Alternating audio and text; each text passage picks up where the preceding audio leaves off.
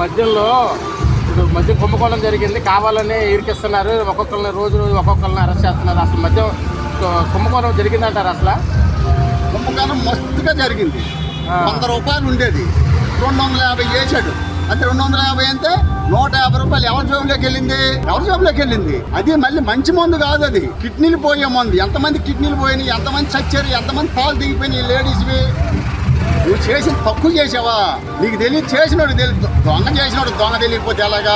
Drama చేస్తాడు, drama అలవాటు. జగన్మోహన్ రెడ్డికి డ్రామా చేయడం ఎలాగో తెలుసు, కానీ ఒకసారి నమ్మారు, ఆ డ్రామాని నమ్మారు. ఈసారి డ్రామా నమ్మరు.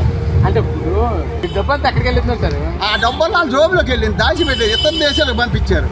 ఇక్కడ ఉంటే దొరికిపోతున్నాయి. అక్కడ కొంత దాచాడు, హైదరాబాద్లో కొంత దాచాడు. ఖచ్చితంగా వీళ్ళందరూ బయటకు వస్తారు, చట్టపరంగా అన్యాయంగా వెళ్ళరు. జగన్మోహన్ రెడ్డి అన్యాయం చేసినట్టు చంద్రబాబు నాయుడు గారు ఎప్పుడు అలా చేయరు. ఆయన పరిపాలనే బాగుంటుంది. ఎన్టీ రామారావు దగ్గర నుంచి నేర్చుకుని వచ్చింది. నందమూరి కుటుంబం పెట్టుకుంటుందో తెలుసు, నారావారి కుటుంబం పెట్టుకుంటే రాష్ట్ర ప్రజలకు తెలుసు. నీ కుటుంబం, మీ తాతకాంచి నీ కుటుంబం ఏంటో ప్రజలకు తెలుసు.